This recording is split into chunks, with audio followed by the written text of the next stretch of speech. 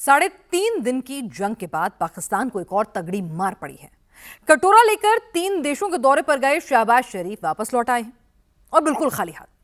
हफ्ते भर से शहबाज शरीफ इस्लामिक देशों के बीच मुस्लिम ब्रदरहुड के नारे लगा रहे थे, इस्लामिक बम का ढिंढोरा पीट रहे थे और भारत पर जीत का फर्जी ढोल भी पीट रहे थे।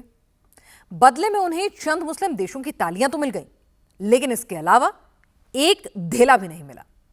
पाकिस्तान में नया बजट आने वाला है और इस जंग का सारा खर्चा पाकिस्तानियों से अब नए टैक्स की शक्ल में वसूला जाना है। एक जंग तो खत्म हो गई, लेकिन फिलहाल पाकिस्तान में एक एक रोटी की भीषण जंग फिर से शुरू होने वाली है।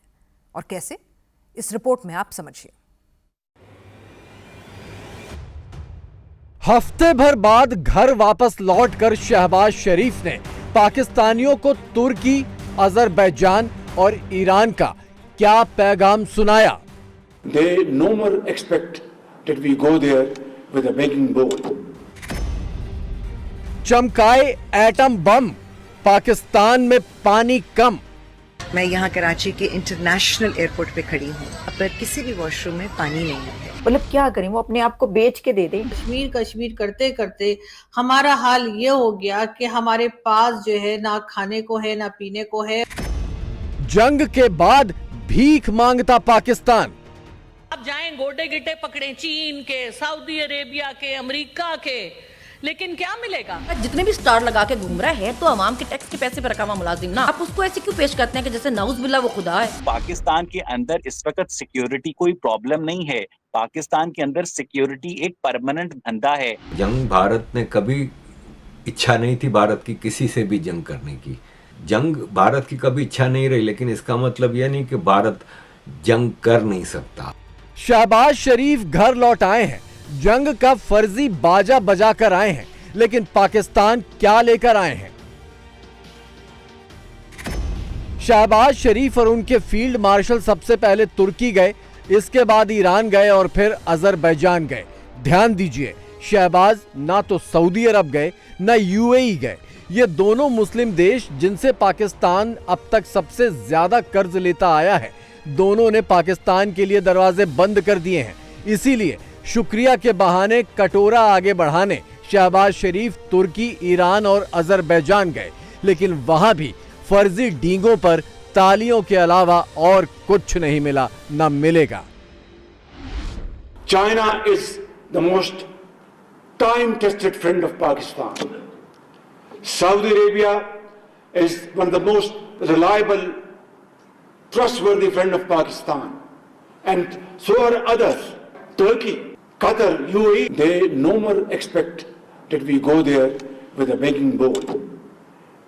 And I am the last person, along with Field Marshal Saeed Asim Munir, to carry this burden anymore on my shoulder. International banks were refusing our letters of credit in July 2023. We were able to sign a standby agreement with IMF, which averted an impending economic meltdown. Allah was absolutely, infinitely merciful and kind. IMF की मेहरबानी से पाकिस्तान रेंग तो रहा है, लेकिन अपने पैरों पर चल कभी नहीं पाएगा, क्योंकि भारत से 3.5 दिन के युद्ध में उसका कटोरा भी बिक गया है। पाकिस्तान को ये उम्मीद थी कि जंग में जीत का फर्जी नैरेटिव सुनाकर, अपना कंधा खुद थपथपाकर वो तुर्की, अजरबैजान या ईरान से इस्लामिक ब्रदरहुड के नाम पर कुछ ना कुछ तो वसूल लाएंगे, लेकिन इस उम्मीद पर भी पानी फिर गया। 4 जंगें भारत के साथ लड़ी कश्मीर के ऊपर, और कश्मीर करते करते हमारा हाल ये हो गया कि हमारे पास जो है ना खाने को है ना पीने को है, और हम बार बार IMF के दर पर हैं। जिस भारत की हम दुहाइयां देते हैं, वहां से हर साल जो है आप देखते हैं कि कितने ही IT एक्सपर्ट्स निकलते हैं, कितने ही इंजीनियर्स निकलते हैं, और जितने ये इंजीनियर्स और जितने आईटी एक्सपर्ट्स और बाकी लोग निकलते हैं पढ़े लिखे भारत से, उतने हम जिहादी बनाते हैं। इकोनॉमी हमारी खराब है, फॉरेन पॉलिसी में हमें कोई लिफ्ट नहीं करा रहा, एजुकेशन सिस्टम हमारा बिल्कुल कोलैप्स कर गया है, लेकिन हम अभी तक वहीं फंसे हुए हैं कि हमने 2 नेशन थ्योरी जो थी उस पर काम करके या उसको लेकर और हमने एक कंट्री अलग बना दी। चले बना ली, बहुत अच्छा किया, लेकिन उसके बाद क्या हुआ सर? क्या हम उसको चला पाए? क्या हम उसे संभाल पाए? दुनिया हमारी तरफ देखती है, लेकिन वो ऐसे देखती है कि भाई इन लोगों से पीछा छुटा रहे तो ही अच्छा है। कराची पाकिस्तान की आर्थिक राजधानी मानी जाती है। यहाँ के बंदरगाह और इंटरनेशनल एयरपोर्ट पाकिस्तान की बड़ी कमाई का जरिया होते थे। शहबाज शरीफ इसी कराची को चमकाने का दावा ठोक रहे हैं। For the first time in Pakistan's history, you are witnessing faceless interaction at Karachi port, and this model will be replicated in all other seaports and dry ports. Shahbaz शरीफ कराची का मॉडल पूरे पाकिस्तान में लागू करने का दावा कर रहे हैं, लेकिन हकीकत यह है कि भारत से जंग के बाद पाकिस्तान के कराची इंटरनेशनल एयरपोर्ट पर एक बूंद पानी भी नहीं है। वो भी तब जब 28 मई को पाकिस्तान अपने न्यूक्लियर धमाकों की सालगिरह मना रहा था। ये पोल पट्टी पाकिस्तानी एक्ट्रेस हिना बयात ने दुनिया के सामने खोल कर रख दी। आज यौम तकबीर है, मैं यहाँ कराची के इंटरनेशनल एयरपोर्ट पे खड़ी हूँ और आज के दिन जबकि हमें पाकिस्तान की अचीवमेंट्स को सेलिब्रेट करना चाहिए, मैं ये देख रही हूँ कि यहाँ पर किसी भी वॉशरूम में पानी नहीं है। लोग वजू करना चाह रहे हैं, नमाज पढ़ना चाह रहे हैं, बच्चों को लेकर वॉशरूम जाना चाह रहे हैं और पानी नहीं है। हमारे एयरपोर्ट्स का, हमारे इंस्टीट्यूशंस का, हमारे सिस्टम्स का ये हाल क्यों हो गया है? और कोई इस चीज़ को मानने के लिए राजी नहीं है कि ये गलतियां हैं जिनको ठीक करने की जरूरत है। बड़े बड़े प्रोजेक्ट्स बन रहे हैं, नई ट्रेन्स के बारे में बात हो रही है, लेकिन पुराने सिस्टम्स को, इंटरनेशनल एयरपोर्ट के बाथरूम्स तक में पानी मुहैया नहीं हो रहा। अफसोस का मकाम है। जून 2024 में पाकिस्तान का बजट पेश हुआ था। कुल 18,000 अरब रुपए का बजट था। इसमें से आधा यानी 9,000 अरब रुपए कर्ज का ब्याज चुकाने के लिए रखा गया था। अब जून में फिर से बजट की बारी है। 3.5 दिन के युद्ध का खर्चा पाकिस्तान का बजट घाटा बन गया है। वो बजट घाटा भी नए बजट में एडजस्ट करना पड़ेगा, यानी पाकिस्तानियों के लिए नए बजट में क्या बचेगा ये बताने की जरूरत नहीं है। 18,000 बिलियन का जो आपका बजट है, इसमें से आधा तो आप इंटरेस्ट पे कर रहे हैं। ये किस किस्म का बजट है? कोई आपके मुल्क में इन्वेस्ट नहीं करना चाहता। आप जाएं गोडे गिट्टे पकड़े चीन के, सऊदी अरेबिया के, अमेरिका के, लेकिन क्या मिलेगा? जिस इंसान में खुद एतमादी और अपने पे फख्र नहीं है, उसको बाकी भी जूतियों की नोक पे लेंगे। जो लोग हमारा खून चूस रहे हैं, जो इस मुल्क को एक मुर्दा लाश बना गए हैं, और माजरत के साथ हमारी जितनी हुकूमत है वो गिद्ध की मानिंद हो चुकी है।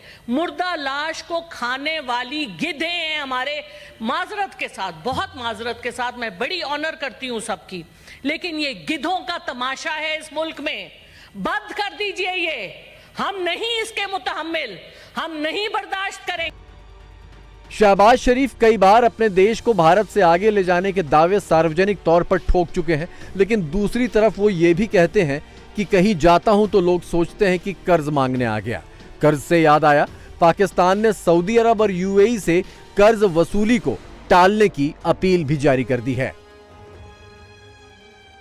इस तरह भी देख सकते हैं, गरीब मुल्क है, मतलब क्या करें, वो अपने आप को बेच के दे दें। और जिस तरह प्राइम मिनिस्टर शहबाज शरीफ ने कहा था कि मैं अपने कपड़े बेचकर इस मुल्क का कर्जा उतारूंगा। अब आप सोचिए, कपड़े बेच के कर्जा उतारें, कितने महंगे कपड़े होंगे उनके, कि मुल्क का, पाकिस्तान का करोड़ों अरबों डॉलर का कर्जा उतर जाएगा। सर, चाइना का कर्जा आप कैसे उतारेंगे? मुझे तो ये समझ नहीं आई, कपड़े बेच के। ये है हालात। मैं आपको बता रही हूँ, ये मैं आप तो खबरें इसलिए बचा रही हूँ कि पिटन पड़ चुका है, मातम हो रहा है।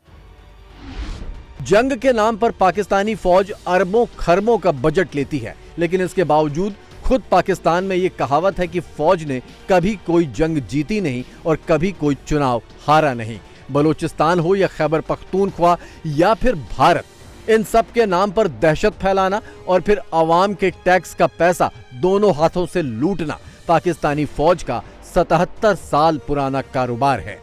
पाकिस्तान के अंदर इस वक्त सिक्योरिटी कोई प्रॉब्लम नहीं है। पाकिस्तान के अंदर सिक्योरिटी एक परमानेंट धंधा है। इन जर्नैलों के बाद जब ये रिटायर हो जाएंगे, जो नीचे के लेफ्टिनेंट कर्नल और ब्रिगेडियर ऊपर आकर जनरल बनेंगे, उन्होंने माल पानी कहां से कमाना है? उन्होंने अपने बच्चों को अमेरिका, यूरोप, कनाडा की यूनिवर्सिटियों में हजारों लाखों डॉलर देकर कैसे भेजना है? ऑपरेशन करना है। अभी ये बलूचिस्तान में ऑपरेशन करेंगे, फिर शुमाली वजीरिस्तान में ऑपरेशन करेंगे, फिर खैबर पख्तूनख्वा में ऑपरेशन करेंगे और उसके बाद इंडिया को उसके साथ लड़ाई छेड़ देंगे। यानी ये कॉन्स्टेंटली इस खित्ते के अंदर पाकिस्तान के लोगों को पीस के साथ, अमन के साथ, इकोनॉमिक प्रॉस्पेरिटी के साथ, क्लैरिटी ऑफ विजन के साथ जिंदा नहीं रहने देंगे। आरजू, ये मेरा मानना है। जब तक पाकिस्तान आर्मी खित्ते के अंदर सिक्योरिटी की सूरत हाल को बरकरार रखेगी तो ये अपने आप को पाकिस्तान की और इलाके की जियो पॉलिटिक्स में रेलेवेंट रखेगी, माल पानी कमाएगी, डॉलर कमाएगी। पाकिस्तान के army chief general Asim Munir, जो अब फील्ड मार्शल भी बन गए हैं और वर्दी पर 5 सितारे टांक लिए हैं, वो हर उस विदेशी दौरे में साथ होते हैं जब शहबाज शरीफ कटोरा लेकर चंदा जुटाने निकलते हैं। 3.5 दिन की जंग में शहबाज शरीफ ने उन्हें ऐसे पेश किया जैसे कि Asim Munir father of nation बन गए हों। तो पाकिस्तानी अब आसिम मुनीर से ही पूछ रहे हैं कि रोटी पानी के लिए कर्ज का इंतजाम कहां से होगा। आर्मी चीफ कौम के बाप होते हैं, कैसा बयानिया? नहीं, मेरा तो नहीं है बाप, बिल्कुल भी। मैं तो नहीं जो मानती। बोल रहे हैं उनका क्या है? नहीं, उनको भी अपने घर पे अपने बाप को देखना चाहिए। आपके अपने घर पे आपका अपना बाप नहीं जो आप बाहर बाप बना के बैठ जाए। आपके अपने घर पे होगा, अपने घर पे पता करें। कि मैं आर्मी चीफ पे तनकीद करती हूँ, आप भी करें, किसने रोका? आप आर्मी चीफ पे मैं तनकीद करती हूँ क्योंकि वो हमारे पैसों पे रखे हुए एक मुलाजिम है, एक सरकारी मुलाजिम है ना। टीट का जितने भी स्टार लगा के घूम रहा है तो अवाम के टैक्स के पैसे पे रखा हुआ मुलाजिम ना। तो आप हमें ऐसे उसको बना के पेश ना करें कि वो जवाब दे। नहीं, प्राइम मिनिस्टर से सवाल हो सकता है, एक प्रेसिडेंट से सवाल हो सकता है, एक सीएम से सवाल हो सकता है, एक चीफ जस्टिस से सवाल हो सकता है। तो आर्मी चीफ से क्यों नहीं? आप उसको ऐसे क्यों पेश करते हैं कि जैसे नाउज बिल्ला वो खुदा है। जिस वक्त भारत चांद पर पैर जमा रहा था, पूरे पाकिस्तान में एक एक बोरी आटे के लिए जंग हो रही थी। शहबाज शरीफ दावा कर रहे हैं कि उनकी सरकार ने अब हालत सुधार ली है। सुधरी हुई हालत भी देख लीजिए। 2023 में भारत का फॉरेन रिजर्व 692 अरब डॉलर था। 2025 में ये थोड़ा घटकर 685 अरब डॉलर हुआ है, जबकि 2023 में पाकिस्तान का फॉरेन रिजर्व 6 अरब डॉलर के आसपास था। 2025 में बढ़कर 11 अरब डॉलर के करीब है। दोनों की तुलना कहीं से भी नहीं है। आज उनके पास 600 बिलियन डॉलर जो है ना वो कहां से आ गया है, और हम 1-1 बिलियन डॉलर आज भी मुल्क जाके मांग रहे हैं। क्या इज्जत है हमारी आज? उनकी नजरों में भी क्या इज्जत है? चाइना से हम मांगते हैं, अरब मुल्कों से हम मांगते हैं। हमारा वज़ीर-ए-आज़म जाके उसको मजबूर होता है वो मांगने के लिए। जंग के पहले हो या जंग के बाद, पाकिस्तान की फौज की सेहत पर कोई फर्क नहीं पड़ा। उल्टे जंग के बाद फौज और मालामाल होने वाली है। भारत से युद्ध का खतरा फौजी जनरलों को अपनी जेब भरने का शानदार बहाना मिल गया है। ये पैसा आवाम से नए टैक्स की सूरत में वसूला जाएगा, जिसकी टैक्स भर भर कर पहले ही कमर टूट चुकी है। कोई उम्मीद नहीं है इनसे, लोग कुछ भी इनसे एक्सपेक्ट नहीं कर सकते। और जाहिर है, लेकिन पता नहीं है किस लिए पब्लिक के पैसे पे, जो टैक्स के पैसा है, उससे बाहर सैर सपाटा करने जा रहे हैं एक तरह से। तो लोग ये भी कहते हैं और फिर आके कहेंगे जी कि बहुत बड़ा कारनामा करके आए, इंडिया को शिकस्त फाश दे दी, और वो अच्छा खासा बिल बन जाएगा उसका, जो कि मेरे और आपके टैक्सों से जो पैसा इकट्ठा होता है उसमें से। तो यहाँ बहुत कुछ होता रहा है। फॉरेन पॉलिसी किसके कंट्रोल में है? बिलावल किसके कंट्रोल में है? बिलावल के डैडी किसके कंट्रोल में है? ये तो तोते हैं जिनको एक रटा रटाया सबक पढ़ा दिया गया है और ये वो दोहरा देते हैं, तोते। पाकिस्तान के जंगी जुनून ने 77 सालों में उसकी ये हालत कर दी कि 1-1 अरब डॉलर के लिए उसे पूरी दुनिया के सामने कटोरा फैलाना पड़ रहा है। लेकिन पाकिस्तान की बेशर्म फौज और उसकी कठपुतलियां इतनी बेगैरत हैं कि इसी जंग के नाम पर आज तक आवाम को लूट खसोट रहे हैं, और झूठे इतने कि हर जंग हारने के बाद जीत का फर्जी ढोल बजाकर अपनी आवाम को चिढ़ाते भी हैं। पाकिस्तानी मीडिया और पॉलिटिशियंस कह रहे हैं कि देखो भारत डर गया था, इसलिए शशि थरूर अमेरिका में बैठ के कह रहा है कि हम जंग नहीं करना चाहते, और ये वो। तो जंग भारत ने कभी इच्छा नहीं थी भारत की किसी से भी जंग करने की। दुनिया की हिस्ट्री की इतनी बड़ी पावर रही है हमेशा, लेकिन कभी कहीं इन्वेजन नहीं किया। हमेशा दुनिया के रूल्स एंड लॉज को फॉलो किया है। और जंग भारत की कभी इच्छा नहीं रही, लेकिन इसका मतलब यह नहीं कि भारत जंग कर नहीं सकता। भारत ने करके दिखाया है। आज के भारत की मैं बात करूं तो हमने रिसेंट में 3 जो चीज़ें देखी हैं पिछले 20, 25, 30 सालों में, उसमें कारगिल में भारत को पीठ में छुरा मारा गया, भारत ने उसका करारा जवाब दिया। फिर गलवान में हमने देखा कि चाइनीज इंट्रूशन होने वाली थी, चाइनीज़ों को मार भगाया जिस बहादुरी से। और अब हमने ये जो देखा है पाकिस्तान के साथ मार का।